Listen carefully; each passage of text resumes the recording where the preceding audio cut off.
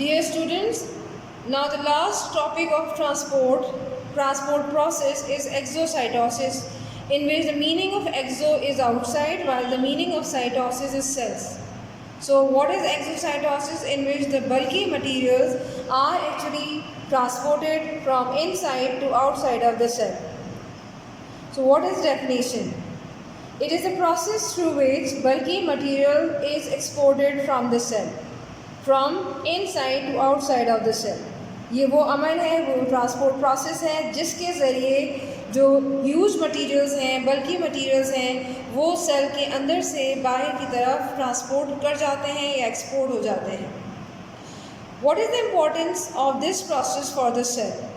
So this process adds new membranes which replaces the part of the cell membrane which is lost during endocytosis.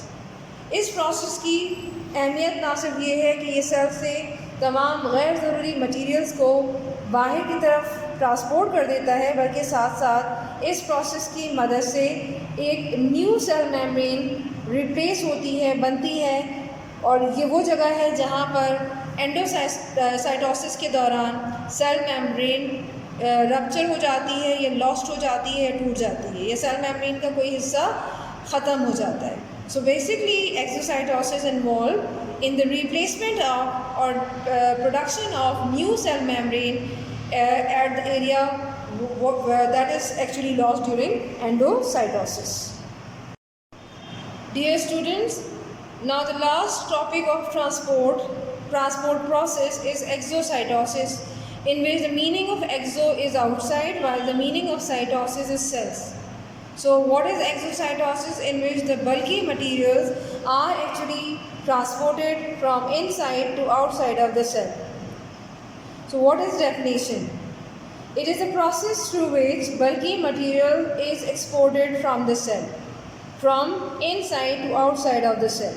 ये वो अमल है, वो transport process है जिसके ज़रिए जो ह्यूज मटीरियल्स हैं, बल्कि मटीरियल्स हैं, वो सेल के अंदर से बाहर की तरफ ट्रांसपोर्ट कर जाते हैं या एक्सपोर्ट हो जाते हैं. What is the importance of this process for the cell?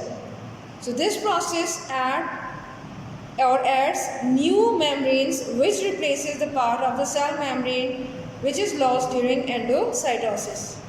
इस प्रोसेस की अहमियत ना सिर्फ ये है कि ये सेल से तमाम गैर ज़रूरी मटीरियल्स को बाहर की तरफ ट्रांसपोर्ट कर देता है, बल्कि साथ साथ इस प्रोसेस की मदद से एक न्यू सेल मेम्ब्रेन रिप्लेस होती है, बनती है, और ये वो जगह है जहाँ पर एंडोसाइटोसिस के दौरान सेल मेम्ब्रेन रप्चर हो जाती है या लॉस्ट हो जाती है. Dear students, the processes of exocytosis as well as endocytosis can be explained with the help of this figure. इस फिगर के अकॉर्डिंग, जो कि एक सेल है, आपको आउटर साइड पे सेल मेम्ब्रेन नज़र आ रही है. So this is cell membrane which act here as semi permeable membrane. But actually हमारा जो सेल मेम्ब्रेन का यहाँ फंक्शन है वो एज सेमी परमीबल मेम्ब्रेन के तौर पर एक्ट नहीं कर रही, बल्कि वो बहुत सारे मटीरियल्स के लिए अंदर और बाहर ट्रांसपोर्टेशन का काम कर रही है. सो सपोज़ कि सेल को एक बल्कि मटीरियल या फूड मटीरियल की ज़रूरत है, तो ये आपका सेल का वो मटीरियल है, वो रिक्वायरमेंट है जो सेल को चाहिए. So this is called a bulk material. If a cell needs this bulk material, then what happens? ये सेल क्या करेगा? ये सेल इस बल्कि मटीरियल को अपने अंदर ट्रांसपोर्ट करने की कोशिश करेगा, जिस मकसद को पाने के लिए सेल मेम्ब्रेन जो है वो किसी भी जगह से अंदर की तरफ इस तरह से इन्वेजिनेट होगी. इन्वेजिनेट का क्या मतलब होता है? अंदर की तरफ धंस जाएगी. ठीक है. सपोज़ ये वाला पार्ट जो है वो सेल मेम्ब्रेन का अंदर की तरफ मुड़ गया है, बेंड हो गया. सो this is actually called invagination of cell membrane. This is invagination or infolding of membrane. So infolding of membrane मैं यहाँ label कर देती हूँ. So this is infolding of membrane. Now what happened next कि ये बल्कि मटीरियल इस infolding के अंदर आ जाएगा और सेल मेम्ब्रेन इस जगह से रप्चर होगी. रप्चर होने के बाद फाइनली ये बल्कि मटीरियल सेल के अंदर एंटर हो जाएगा. सो यहाँ पर फाइनली बल्कि मटीरियल दाखिल होगी. लेकिन इस पूरे अमल में सेल मेम्ब्रेन का कुछ हिस्सा यहाँ से लॉस्ट हो गया। लॉस्ट का मतलब सेल मेम्ब्रेन रप्चर हो गई या ख़त्म हो गई। अब इस रप्चर्ड सेल मेम्ब्रेन को रिप्लेस करने के लिए, इसको दोबारा फॉर्म करने के लिए जो प्रोसेस यहाँ इन्वॉल्व है उस प्रोसेस का नाम है exocytosis. So this is one of the significance of exocytosis. Along with it, what is exocytosis is, or what is exocytosis?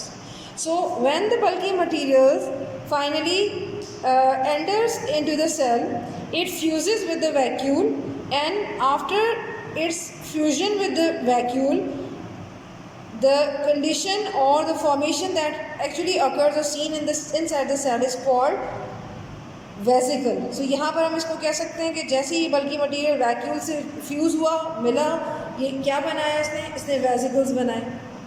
ना इफ़ वी थिंक कि अगर हम ये समझते हैं कि ये पूरा प्रोसेस एंडोसाइटोसिस है, तो where is exocytosis in the cell. अब होता ये है कि जो बल्कि मटेरियल आपका ट्रांसपोर्ट हुआ, सपोज़ कि ये बल्कि मटेरियल आपका सेल के अंदर यूटिलाइज़ हुआ, यूटिलाइज़ होने के बाद ये अब छोटे छोटे पार्ट्स में, छोटे छोटे टुकड़ों में तकसीम हो गया है। Now these bulky materials which are now in the form of small particles have to be transported outside the cell. अब ये क्या होंगे, ये बल्कि मटेरियल्स जिनको अब हम समझते हैं कि सेल को इनकी ज़रूरत नहीं है, तो ये दोबारा से वेसिकल की फॉर्म में एक वैक्यूल की मानिंद या वैक्यूल की शक्ल में सेल मेम्ब्रेन की तरफ मूव करेंगे और सेल मेम्ब्रेन को के साथ जाके ये अटैच हो जाएंगे। अटैच होने के बाद वहाँ पर दोबारा से सेल मेम्ब्रेन अंदर की तरफ इनफोल्ड होगी और इनफोल्ड होने के बाद इस मटेरियल को जो कि अब सेल के बाहर ट्रांसपोर्ट हो रहा है, सेल से बाहर जो है वो इनको खारिज या एक्सपोर्ट कर देगी।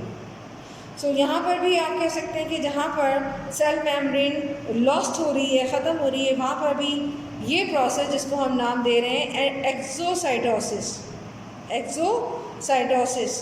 तो इस अमल के नतीजे में ना सिर्फ कि बल्कि मटेरियल आपके ट्रांसपोर्ट हो रहे हैं आउटसाइड ऑफ द सेल, बल्कि साथ साथ न्यू सेल मेम्ब्रेन की जो फॉर्मेशन है that is also depending upon the process called exocytosis.